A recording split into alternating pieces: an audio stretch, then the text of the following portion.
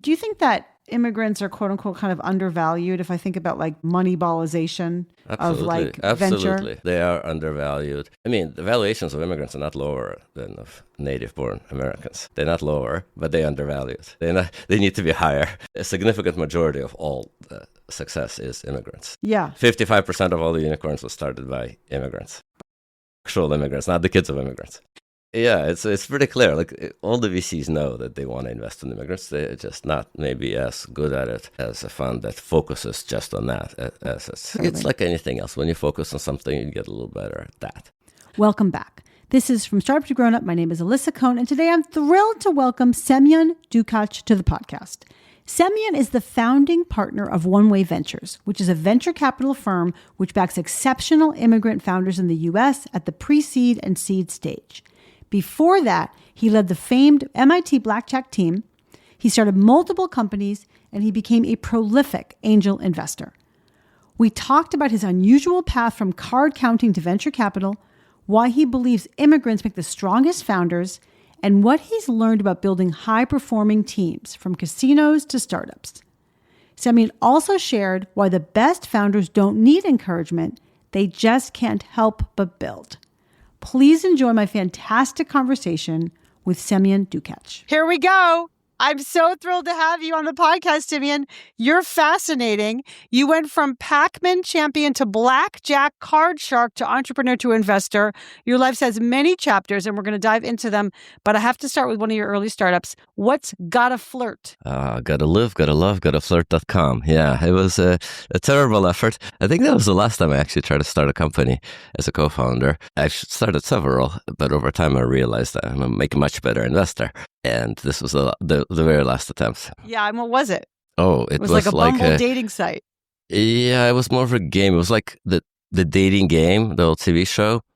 Very challenging because we tried to make a simultaneous experience on the internet way before such things existed. People had to be on at the same moment and play various games, put each other on the spot, make jokes. Yeah, interesting company. Didn't go very far. Say that you didn't get rich on Gotta Flirt. No, it completely failed. That does happen. That's what I hear about the startup world.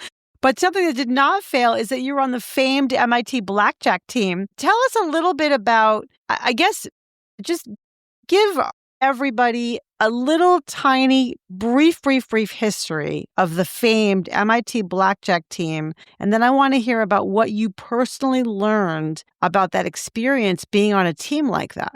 That's a high-performing team. Yeah, I mean, it was definitely formative for me. I learned a lot. It was my first company, in a sense. Yeah. And it was my first fund as well, because we had investors. People played, right? So it was kind of like an investment fund. So many lessons, thinking about probabilities, like very quantitatively, very precisely. The history of the team, I mean, it goes way back. The game has been known to be beatable in theory for a very long time, and various people have done it. And there were teams at MIT. I know of some people who played many years before me, and there were others who played before them, I think since the early 60s at least. Yeah. And basically, these guys at MIT, who they're, as you just said, analytical and precise, and also I would just kind of say like troublemakers and pranksters, they all got together and they built up this culture of how to beat the house at blackjack by card counting. And there was sort of like this storied history passed down from generation to generation of people who wanted to get involved in this, what is it called, the blackjack team or whatever at MIT. Is that right? That's right. There was more than one, of course, but yes, that's basically correct. Yeah. So what else did you learn about being part of a team? Not just about like sort of probabilities and analytical stuff, which I know is important, but like, what was it like to be part of a team at that time, especially that was sort of like doing such an interesting thing? I love the fact that we were doing something that was supposed to be possible, right? I didn't keep it as a secret. Many people did, but I talked about it freely, and yet no one really believed you, right, back then, until there were documentaries and Kevin Spacey's movie and whatnot, books. People just assumed they were compulsive gamblers who thought that they had an edge, in the way most of them do think that. But we actually did win money over the long term. A lot of it came down to precision, like practice, record keeping. Actually, we ran simulations on a computer afterwards, so we kept track of everything that happened, and then we went back and wrote ran some code and basically figured out how much we would have been expected to win on average, with what standard deviation, and modeled it all. But so many lessons. I guess just basic teamwork in a company, having a shared set of values, a mission is important. We needed to rely on a lot of trust because there was a lot of money flying around. There was no way to really verify that everyone was doing what they should. And so it had to feel right to everybody. And it was fairly sizable. With the group that I ended up being a leader of had as many as 40 or 50 people part-time. And there was another team in parallel at MIT that was similar sized. So yeah, we had to train people, and we did these tests, and we would have the big test that you have to pass once, checkouts we call them, but then there will be a trip checkout right before trips to make sure you're current enough. And really, probably the most important thing in the software simulators was modeling the human error. So we were cognizant that we would in fact make mistakes, and we would predict how many we would make, how often, what kind of mistakes, and that would be part of the strategy. Understanding that you're not going to be perfect. Right. So being able to come back from failure. Not even come back from failure, but just as you apply these heuristic methods, which involve, by the way, very little actual math. You're just keeping track of a single number. Maybe you have to divide, 20 by 4 or something, or 4.5 very quickly. But there's no mathematics in the applying of it. Just maybe in the developing of the methods there is. So yeah, we weren't actually relying on people being math geniuses. And breaking news for you, I'm actually not a math genius, despite occasionally people saying that, or often people saying that. Nor is everyone who goes to MIT a math genius. But we did have to have an extraordinary amount of discipline. And we practiced a lot. And the money we made, it was a few $1 million, but it was not a significant amount of money for the people involved and the time that they spent. I am not in the top 3 most successful people who were on that MIT Blackjack Team. All right. We have multiple people who made billions and billions of dollars, built big companies afterwards as entrepreneurs. It was a lot of fun. I learned a lot. I certainly don't regret doing it, but I do sometimes regret spending 3 or 4 years, at least half my time or more doing it. Probably a little bit. 1 year would have sufficed, but yeah. Yeah, that's interesting. I mean, what I'm taking away from what you said, though, in terms of just what you can learn about teams is number 1, you had to have a lot of trust. Number 2, I'm hearing there was a system. People had to get trained in the system, and they had to follow it with discipline. And then number 3, I'm really hearing that you had to onboard new people. That's the whole point about it being a 4-year program because you're in college. Well, so yeah, we weren't actually undergrads mostly, but we did have to onboard people a lot. Yeah. Either because people didn't want to keep playing that much, but mostly because the casinos recognized them. They got too known and they were kicked out too quickly. And that was just a constant part of what we did, is getting kicked out, getting tracked, being connected to someone because you had a coffee together in a coffee shop afterwards. And then newer people, yeah. We would sometimes disguise ourselves, and we'd certainly give them different names when we didn't have to produce ID. But newer people could play longer and more flexibly. That makes sense. That makes sense. But just before we sort of talk more about, sort of your more current life, I am just curious because I want to just mention that, yes, you had to have a lot of trust, and also you were working kind of in a remote team. Not everybody was in the same quote unquote workplace, right? So how did you build trust, or did you think consciously about building trust, or how did you guys have that high level of trust with money flying around everywhere? We kind of assumed trust. But we also treated people like partners. We didn't really take equity, right? The gains were split between the people based on how much they invested and put at risk and how much time they played. Not so much how much time they spent managing the organization. But someone had to keep the books, and it was a bunch of work. And, so, it had to be a team. There was an attempt in the prior team to make it more of a standard business that really paid people a salary and minimal bonuses, and that didn't really work. I mean, the team that I was involved with most of the time definitely treated everyone like owners, like partners. Yeah. Even when they were minority partners and they occasionally played. And we didn't have outside investors, really. We had the people would generally first play a lot, and then they would mostly invest, and they would get to invest, because the size of this bankroll was pretty limited. They couldn't use more than $1.5 million, $2 million at the most. And so we would basically expect, like angel investors or VCs are expected to add some value, right? People who got to invest in the Blackjack team were mostly people who used to play a lot and then got too burned out to recognize to play a lot. They would still play sometimes, but they would make money by being allowed to invest more and by helping train new people and help them manage it. Amazing. It's so fascinating. And so then from there, you went and you started. By the way, were there a lot of entrepreneurs that came out of that Blackjack group, would you say? Because you became an entrepreneur. Saying. Yeah. Absolutely, yeah. But like John Hershtick, for example, was a little bit older than me, but he was still playing occasionally, intersected with me, and he started SolidWorks and a bunch of other companies, very successful companies. Yu Chun Lee played a little bit after me, but on my team. And he started Unica, he took public, and others as well. So yeah, there were plenty of entrepreneurs. Yeah. You were also an entrepreneur. So you started a couple of companies. And so I guess I'm curious, certainly, sort of, we can talk about the companies that you started, but, at some point you made the leap into investing because you realized that you really didn't resonate as an operator more than as you did as an investor. So talk a little bit about the journey of starting some companies and what was the insight that made you realize I'm really an investor, not an operator. Yeah, I guess the companies I started were not really mission-driven in any sense of the word. I didn't have this like burning desire to change the world in a particular way for a set of customers that I cared about, which is what you need. Blackjack was cool, but I just wanted to make some money. We were refugees, we were poor, and I wanted to feel smarter than the people I was up against, which was easy to do with a bunch of MIT kids dealing with the people who work in the casinos in Vegas. So generally, they're not famous for hiring the very best and the brightest people, but they're good at what they do, of course. But we didn't like them, right? There was also this us against them way of looking at it. Like, I still don't like them, I still just personally feel like the whole industry does deceive a lot. They try to get people addicted to gambling. They offer them a lot of drinks and treat them like they're loved, and really, they take advantage of them in some ways.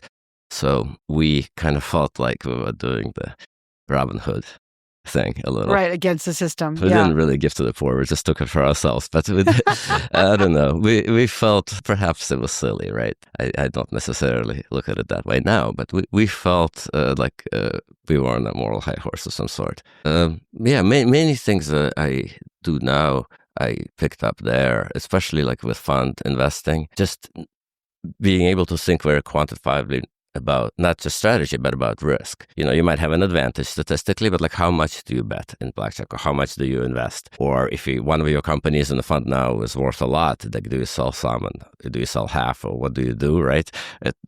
Or I guess in blackjack, we could theoretically get the optimal solution because the information existed. It was a fairly simple system. In investing in technology, you rarely have enough information to make the absolute precise calculation. But it means a lot, I think, to know that a single right answer exists. Like there is an optimal amount. If you bet more or less than that, you will make less. There's an optimal solution. And so it kind of forces you to think first principles a little bit more. It forces you, for instance, to maybe ignore some of the mistakes that people automatically make because some things are counterintuitive in probability. Like if you want to think about whether you should sell, it doesn't matter whether you've lost or made money. It doesn't matter what your entry price was, right? It's actually not selling is identical to buying a similar amount. Mm-hmm. So things like that. It's a little bit easier to be rational in those ways when you've had that experience with blackjack. Yeah, that makes sense. So you started 2 or 3 companies that you don't feel like were mission driven, and then you had this insight that you were not as much of an operator as you were an investor. And I'm curious, what was that insight like? But also, when did you start investing and realize I'm an investor? Yeah. I started investing well before I realized I'm an investor, but just a few years before. In the 90s, before I sold my first company, which was called Fast Engines, I started in 97 and sold in late 99, which it had some customers. It had products that made their lives a little bit easier, which was nice. It was better than blackjack because in blackjack, we didn't have customers per se who said, thank you for your service. It was like arbitrage, right? We were like traders. So a little bit soulless in that sense. Like you don't really contribute to the world. Nobody thanks you. With a software company, I had customers. who miraculously did thank us and me for building the software. In addition to giving us all this money, they actually felt like we solved some problem, and that was really nice. But it was not like a big long-term problem that I really believed in. I was seizing an opportunity that was there. And so before I even sold the company, just from some money I made with Blackjack and some other random businesses, I was kind of small businesses I was doing, like real estate, I wrote angel checks into other startups by people I knew. There was a mentored CEO group I went to at a nonprofit called the Cambridge Business Development Center. That wasn't exactly why CEO Techstars, but it was something. And at the peer group, with some older guys who were mentors, it gave me a lot. And they asked me to be a mentor when I sold my company. And I was 40 years younger than the next youngest mentor, who was in his 80s, or whatever, which was cool. I took it seriously. And I ended up investing into some of those startups that were in that group. And then I started something else. I got a flirt. You mentioned there was a company called smtp.com that I kind of ended up acquiring, first having invested in it, but I owned all of it for a while, so I had to really run it, and I took it public, and it made some money. But I just had the realization that when I had my startups, if someone asked me to party what I do, I'll tell them, well, I run this company, but really I'm thinking of some other thing. It's like I would downplay the thing I did. And it dawned on me that what I actually do is I'm an angel. And I can be a better angel. I can lean into the angel part of angel investor and actually try to maybe mentor or just try to really help in any way I can with empathy. And that's awesome, because then people are really grateful if you can actually give them some advice that's actionable, that impacts them in a meaningful way. So they're much more grateful than because they bought some product that you solved some specific problem. And I realized they're my people. Like I love people who start companies. And they're the ones I want to help, right? Like they're the ones I want to serve. So once you have your group of people and I thought I was good at it. I was good at being quantitative at identifying opportunities. I made money by investing from the beginning, and I still have a good track record as an angel investor. And later I managed the Techstars program and now One Way Ventures. But it's not just that I'm good at it, it's that I really feel like it's my calling. It's what I have to do. And it was a relief. Ever since that, I've never had any doubts. I'm very surprised that I got into venture capital per se. I wouldn't have predicted that, but I knew. I think it was about maybe 2002 or 3 that I kind of realized, I'm an angel investor. That's who I am. I will always be one, and I could be better or worse, but that's who I am. Yeah. Well, and there's ADD too, I have to say. It's also the fact that it's nice to be involved in a bunch of different things and not like one thing for many. It takes a decade or two to really build a meaningful, important business. And I'm not sure I can hold my attention quite that long. And so, I think I definitely have to stick to investing. Plus, I'll add one more thing. So there's private equity type of investing where your organization might buy a controlling stake and install a CEO and really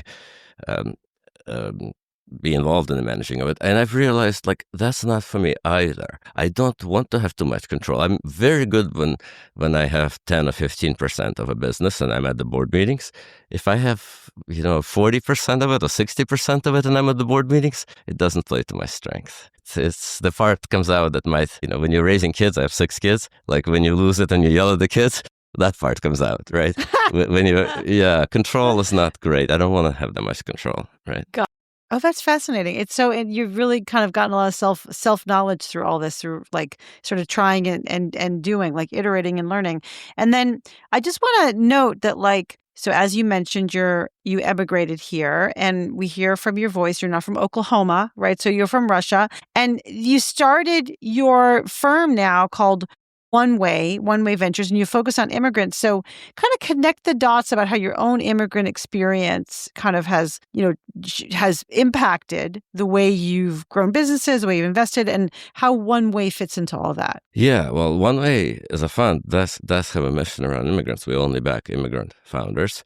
Founders are stronger than other kinds of founders. All else being equal, they're more likely to persevere, to go through walls all around them. They're just very motivated, and not because the culture in other places is particularly better, but because the specific people who make the journey, who make the choice, who buy the one-way ticket, which is why we called it One Way Ventures. It's a tough choice. You really commit to it. You have a vision of your own future that you just can never let go, and people around you don't necessarily support your decision to abandon them and move somewhere else, right? And yet you do it, and you can't go back. You can't quit.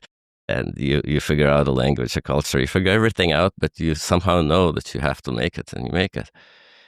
We back immigrants, indeed. Myself, I was young, right? I was 10 years old. I think I turned 11 shortly after coming here. We were refugees. I want to disagree a little bit about being from Russia, although I was, in fact, born in Moscow.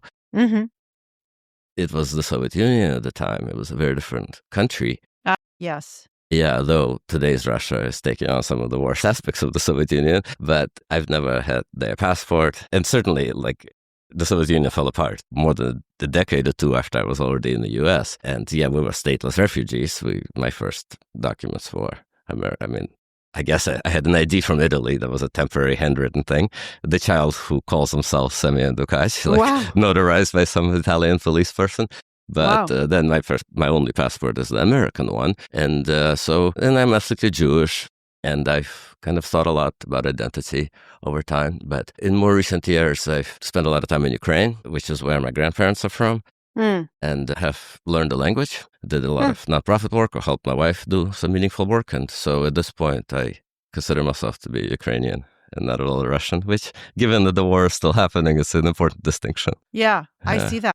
That is, first of all, identity is such a fascinating topic in the way we have it, what we're kind of made of and how we get shaped. And then I think that your immigrant experience is so fascinating, and also your understanding that immigrants in some ways, by the way, I'll just step back and say all the data from Inc. has showcased the importance of, or let me say that highlights the success of immigrants who start companies. So this is definitely a thing. It's sort of, the way you frame it is very interesting.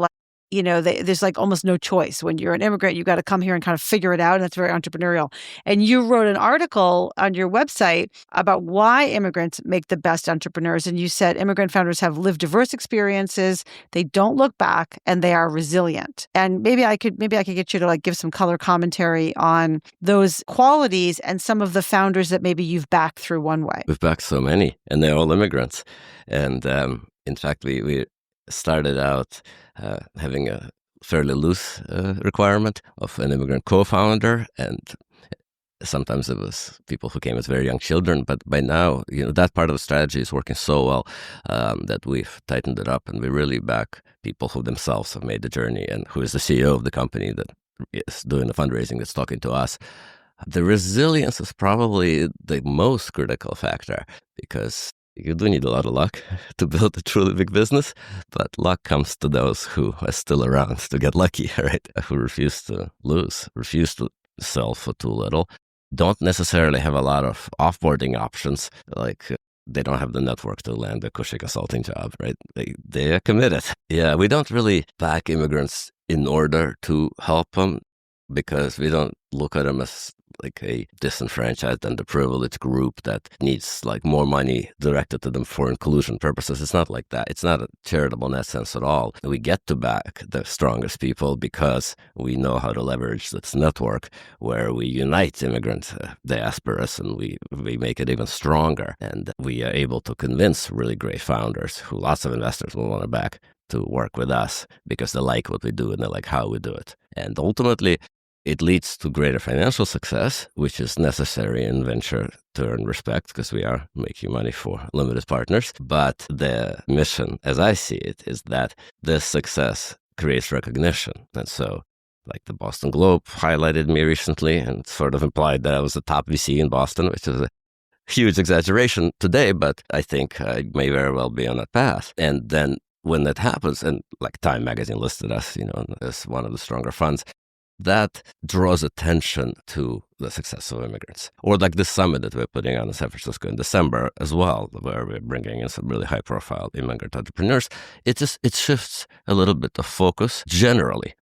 People who read the Boston Globe aren't necessarily in tech or aren't investors, but I think highlighting the fact that a fund can be recognized and viewed as a very successful fund that only invests in immigrants sort of shifts attention to the value that those immigrants create for the country, which is important, right? Yeah, that is really important. And also, I want to ask you a little bit more about your system and your process for getting into these networks, but I just want to highlight something that you said that you're really getting at, which is people talk about just keep your head down and keep working, just let your success speak for itself. And on the one hand, success speaks for itself. But on the other hand, actually, it's very helpful to have recognition. It's helpful to build a brand, as we say, because then it shines a light on the work that you're doing. It brings other interest and attention. It gets interest of other immigrant founders who are great, who are willing to take your money. It brings more LPs. It brings more kind of like goodness to the ecosystem you're trying to build. So I just want to highlight that because I think that sometimes certainly founders and investors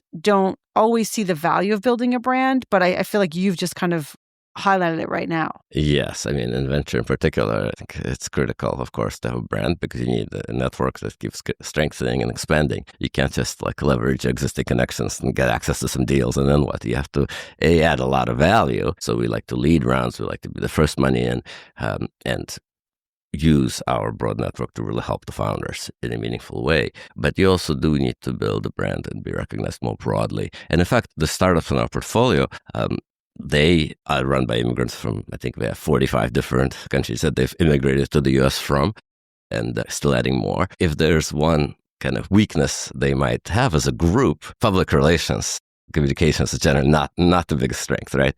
Relative to the otherwise weaker, but US-born founders, but who are better at that. And so as we start to pick up a little bit of scale and we're raising a third fund, we're able to kind of hire the first full-time person who does work for the portfolio companies as part of the package. And the person we have is actually the public relations woman who introduced us.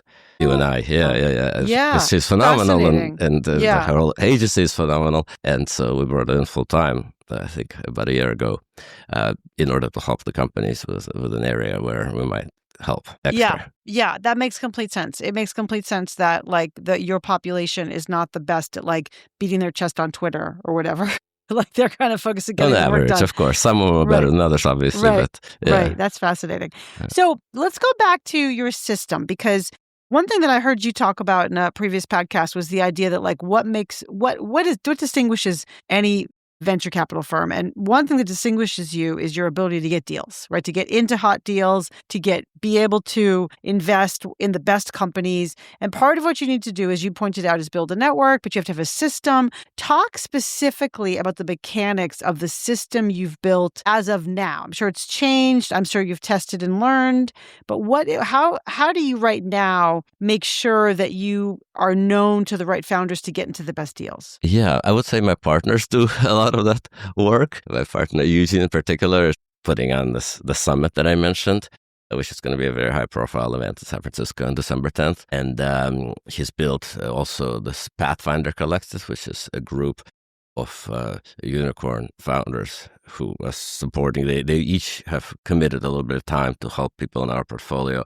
And they're all multi-billion-dollar success stories. But we also, I would say deal flow in general has been a strength for us just because of my background. I've been investing for a long, long time, and I do have a strong reputation as someone who really cares about the founders. And I also managed the Techstars Accelerator in Boston for several years before starting the fund, which has its own large and effective network. The fact that we just have a lot of investors, limited partners, couple of hundred people, many of whom are themselves entrepreneurs who have their own networks, all of whom believe in the strength of immigrant founders, and many of whom are immigrant founders. So then, of course, we have deal flow from the universities, just because Boston, San Francisco are my partners, and the other two of us are here in Boston. There's obviously a lot of technical knowledge that comes out of the MIT and Harvard and VU and Northeastern and all these schools. Yeah. So it sounds like, I mean, you have your tentacles out there and you're really sort of constantly reinvesting in,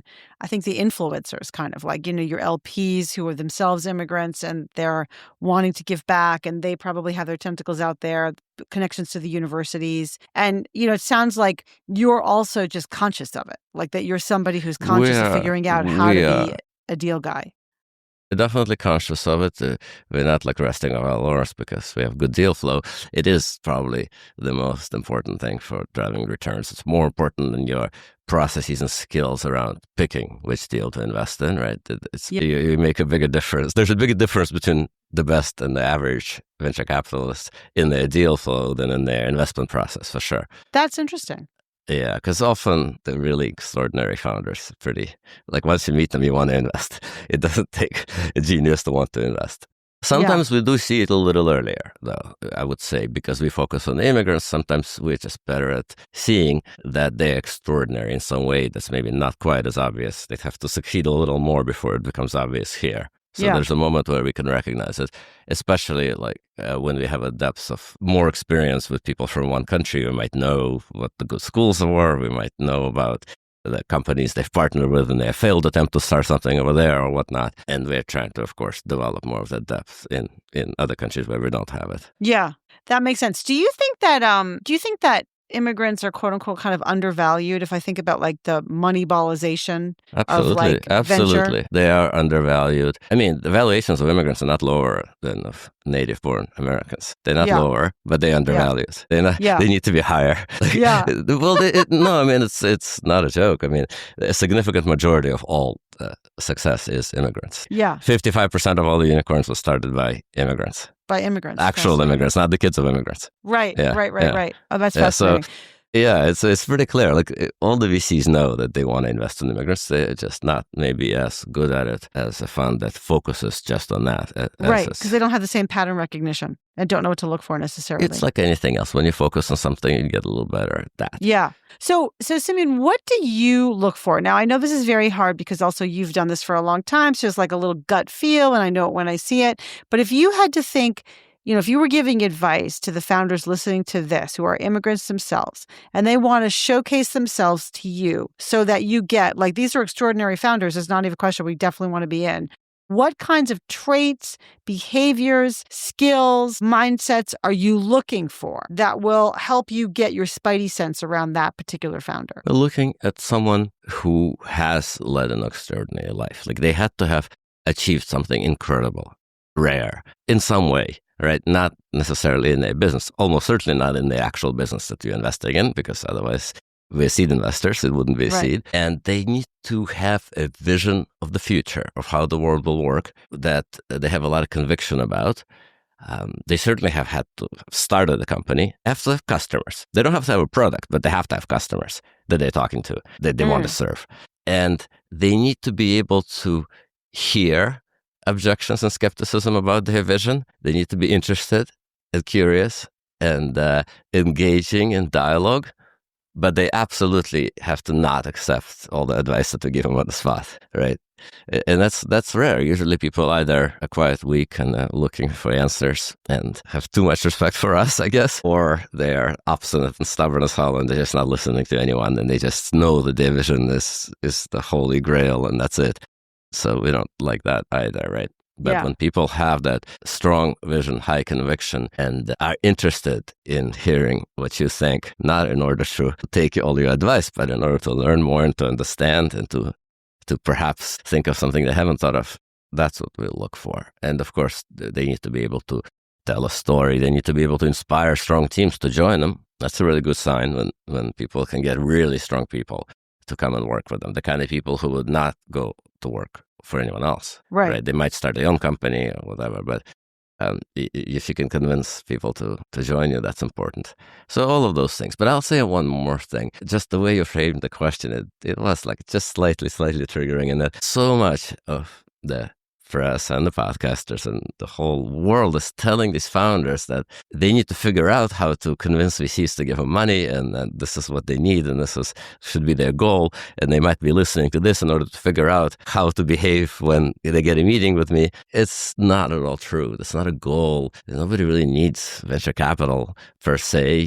They should talk to their customers. They should be excited about doing something for their actual customers. Raising money, in particular venture capital money, it's something you have to do as a way to get to the end point. It's not a goal in and of itself. You're much better off not raising VC money and getting to the same revenues, right? You have to pay it back for one thing. Yeah. There's a preference stack on investments. The more you raise, the more successful you have to be before you make anything, for one thing. But even just beyond it, it's if they really are able to excite customers, like raising money is not hard. That's not the hard part. The money will come. And they really need to think more about like which VC they want to take money from and why. And they should be asking they should be watching this podcast in order to figure out whether they actually want our money and not to figure out how to get us to say yes. First of all, I'm so glad that you added that, and thank you for sharing that. And I appreciate that you got triggered by that question. And I think rightly so. I think you're exactly right in terms of like, it's not about, sort of going and being like, I'm trying to play startup. And where you play startup is like to get VC money and to like beat your chest on Twitter. You've actually got to have a burning desire inside of you to serve a set of customers. And I appreciate that you made that point. Yeah. And of course, as we know, people often forget how just incredibly hard it is. Very hard. Yeah. Like so far, at least none of my 6 kids have started companies, and maybe one of them will, or 2 of them. But you don't necessarily wish it on your children. Like, it's incredibly hard. Yeah. And there's no formula, right, for disrupting an industry and winning. Like, there's no steps you can follow. You just have to need to do it, right? You have to be internally motivated. Yeah. To make it happen. And yeah, for sure. You either have it or you don't, actually. Interesting. I guess I'm just curious because you started your firm in 2017, right? Yeah. And you were an investor and obviously a founder yourself, but also an investor even prior to that. I guess I'm curious how you've changed in those years of much more experience in pattern matching and sort of talking to entrepreneurs and helping and serving entrepreneurs. What maybe you've changed your mind on, but also how you've personally grown or changed in that time. Oh, since one way. Oh, so many ways. Yeah, I've actually done more investing before than during one way. I mean, I think about close to 200 companies. As an angel, I had another 48 or 50 companies in my portfolio running Techstars. And yeah, I guess we're approaching that level at one way now as well. But I knew nothing about so many aspects of venture, really. Well, the hardest thing was partnership. Like a real partnership. I never had like really strong, lasting partners that were truly complementary, like very different and very strong. And I do now, which is incredible. And very, very lucky to have it. But I think I had to kind of grow a little bit for that to be possible. Yeah. How did you grow? What did you learn, or how did you change, or how did you grow for that? You get humbled in some ways, right? You let go of the desire to control. And specifically, like I talked a little bit about my partner Eugene, my partner Lex, who's younger. They're both younger than me, but Lex is younger than Eugene. He's a fantastic investor and kind of a natural talent, but also he created all these processes. I wasn't big on processes. I was skeptical of processes. I was skeptical of OKRs. I was skeptical of just the investment process, like writing things out and just doing all this diligence. I wasn't a huge fan of diligence. Like as an angel, you don't really need to do a lot. It doesn't make sense. You're investing too little. You're better off just writing more small checks. And most of them will fail because there's no product market fit. They're not going to fail because of something you could have necessarily caught. Now, we make concentrated bets, and we evolved too. We weren't as concentrated in fund one. We had more checks. I think we had about 40 in the first fund and 30 in a second, and we are doing 20 in the one we're investing out of now, which is our fund 3. And that means, like I said before, leading and being very involved. And I say, yeah, that would be a more recent lesson, is just realizing that it's all about relationships, and you want your relationships to be deep. That's one of the reasons you have to be concentrated is A, you do more diligence, you make more high conviction bets, but B, you just have a more manageable number of founders to stay close to. And then, same thing kind of applies to limited partners too. I love having all these people, but I don't necessarily spend the time to enjoy the company, right? Like to get all the value. And sometimes they can add a lot of value to the portfolio, but there's not enough of us to actually remember who can add value to whom and when and how, right? So it applies to all the aspects of the network, like other VCs that we work with for later stage and for the same stages we're at, and even like contacts of the press or whatnot. I think I want to have deeper and a more manageable quantity of relationships across the board. Yeah, that makes sense. I think that must be very challenging because you're really dealing with scale. Like making more bets is good, although to your point, it's concentrated. But then also you need more money coming in, which is LPs. But then you have this desire to keep it more of a tight circle. So I think that must be an interesting tension inside of when you want to scale your firm. Yeah. I mean, that's the thing. It's hard to raise venture capital funds. And it's hard to run them too. You're running a startup, like a smaller business startup, and you're investing. And yeah, it's actually very intense in terms of time commitments. I'm still kind of struggling through having some balance between spending time with the 6 kids and now some of their spouses and soon grandkids, actually. My oldest daughter is expecting her son, and so it'll be my first grandson in this winter. And where was I? I'm sorry. Well, I want to ask you a different question. For any entrepreneur and investor over a long journey that you've had, there have been ups and downs. Can you maybe share one of like the biggest downs you've had? Like, uh-oh, this is not going to work. Like, this is like catastrophe. And then maybe one of the biggest ups you've had? Funny. I'm very optimistic, and when downs happen, like you get disappointed, some deal falls through, something.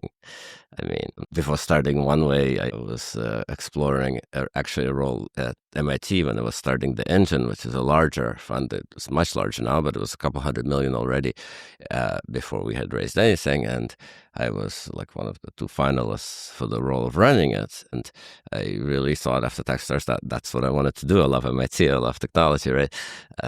And a woman who actually ran Techstars before me, Katie Ray, got that role, and she's it was an incredible manager at Techstars, and at a venture fund she briefly ran as well, but like she's particularly suited for the job that she got. And really, I would have been the wrong choice, but I was upset about that for, I don't know, maybe 2 or 3 days, a little bit disappointed that I wasn't picked. And then that created the opportunity to start One Way Ventures, which is like my life's work, right? It's the perfect role for me. And I wouldn't have been very happy if I took that job. I wouldn't have lasted there probably more than a year or 2. It wouldn't have been right for me. And I think that generally applies to like all my disappointments. They always, in retrospect, look like wins and opportunities, because I choose to see it that way, but I think it's generally true. Yeah, because they also open doors for you. And like you said, to do your life's work. I think it's very powerful. Semyon, have you ever experienced imposter syndrome or severe self-doubt? Yeah, I think everybody does, in venture in particular. It's very, well, actually, starting companies, you always feel it. Like when you're the CEO, you feel it. In VC, you feel it even when you have, good track record. You're like, well, what if I just got lucky? Well, that one, that one was a special thing. Like, that one was a one-off. That was so I felt it about my investment track record. I mean, I had 36% cash-on-cash returns to myself as an angel over a 24-year period. Okay, this is good. Like, I know it's like that's not enough necessarily to raise venture funds because it's so different. There's no portfolio management and whatever, but it's a good thing, right? And yet I actually, when we already had One Way, I had like doubts about that because of like, well, this was that. You do. And then eventually you stop having it because the more numbers come in and it just becomes more clear, things get repeated. But it certainly does happen. And I think we just work through it. Yeah. What advice do you have for others to deal with their own imposter syndrome? Well, I think you want to see yourself realistically, right? You don't want to be so narcissistic as to believe you're, perfect at everything, but you also don't want to be so full of self-doubt. And often, actually, it's the same person who goes back and forth, right? So I think just emotional intelligence, being aware of how others see you helps you see yourself more objectively. Being interested in your flaws as opportunities for improvement, like wanting to grow, wanting to change, being willing to change your mind about anything always, I think. That's a big one for me. Yeah, I think that's great. You lean into those things. And so you feel imposter syndrome, you accept that you in fact aren't perfect. And you improve the things that aren't, but it doesn't make you a fraud, an imposter, Yeah. It just makes you somebody who's well on their way and needs to get better at some things. I love that. Well on your way and needs to get better. I love that. Just a couple more questions. What do you wish you had known earlier on your journey? Well, like all the lessons that I've said we've learned recently, it would be nice to learn them earlier. I wish I had like great partners earlier. Even going back to an old lesson, I wish I realized earlier that you need a mission, you need to care about your customers. I think I wasn't aware when I was younger just how powerful reputation can be. When I shifted more of my focus as an angel investor to try to really do good and really help the companies, and consciously started to care less about making money from it. Like I wanted to make some money from it, but I wanted it to be less of a priority. I felt like I wanted to be more, philanthropic in a sense. I actually explored philanthropy in other ways and I decided to stick with investing. I met Jimmy Carter for that purpose. I was going to do something with the Carter Center and he wisely advised me to stick to what I know. make the world better one person at a time, which is what I just advised someone in philanthropy the other day in the same, like you don't want grandiosity necessarily, right? You just want to do good. Anyway, I had no idea that by actually focusing more on adding value, it would improve my results, my financial results. Like, because the reputational loop is shorter than you think, and it's more powerful than people realize. And I think maybe in my immigrant culture, this wasn't built in. Maybe some American founders would recognize how important, but they would look at it sometimes from a place of fear, like, don't let. But I think it's also a place of opportunity. Like, do the right thing, and the world will value it, and it'll come back. The karma will come back in many, many ways. I love that. And last question, what advice do you have for founders as they embark on their journeys to grow into leaders? Founders growing into leaders. Yeah. I mean, once they're founders, the journey is about the business, not growth. But yeah, I suppose you also growing into leaders. I don't know. I don't know if I'm necessarily a great leader. I certainly couldn't run a large organization effectively. I maybe get a little better at it as I got more comfortable with all these processes and communication. But advice for founders. Well, I mean, if they haven't started the company yet, the advice is keep the job. I mean, you've probably heard this from other investors. Keep the job. You're going to fail anyway. Yeah. Choose the safe course. It's all a bunch of bullshit. Don't take the bait. Don't start a business, right? That's the right advice, of course. Because you're laughing. I think you're familiar with the advice, right? You can do a lot of harm with the other advice, and you cannot do any harm with this advice because like no one who has a chance of building a real business will ever take it. So it's safe. Yeah. That's a safe thing to say. It's a kind thing to say, actually. Yeah. Weirdly. Wait, so you're saying if someone's wondering if they should start a company, you're like, don't keep the job. Like you should only build a company if you're driven to do that. It's one of the worst things I've done. Like when I was foolish and irresponsible, thinking that I'm helping people, right? I would encourage them to do that. And but people who need that encouragement aren't going to succeed. Right. You can't. I don't believe in entrepreneurship programs, even though one of my kids went to Babson and really liked it. They're great people at Babson, but it's not just them. Like every business school has entrepreneurship tracks and focus and whatnot. I think it has to come from the inside, and there's people who are looking for advice or rules to follow in order to do that. Like they're not going to find it because it's all about breaking the rules, not about following the rules. Very wise. What can I tell you? This has been such a great conversation, and I so appreciate all your wise counsel and your perspective. And so thanks for joining me today. I really enjoyed it. I enjoyed it as well. Thank you. And thank you for helping me figure out the mic. Now I know. I've added value to you in your podcasting journey. Absolutely. And of course, my wife's been telling me about the mics for a long time, but you have to hear it from the outside. The setup here is complex. Like, see, there's there's some boxes, and I don't even know what they do, but it's all goes through there. I don't know. There's a whole big pult over there. Whatever, you know the stuff. I know the stuff. It's mystery to me. A lot of cables. Thanks for listening to From Startup to Grown Up. If you like what you heard, give it a review on Apple Podcasts so other people can find it. And if you know of a founder or someone else who is meant to be on this podcast, drop me a line through my website, alyssacohn.com.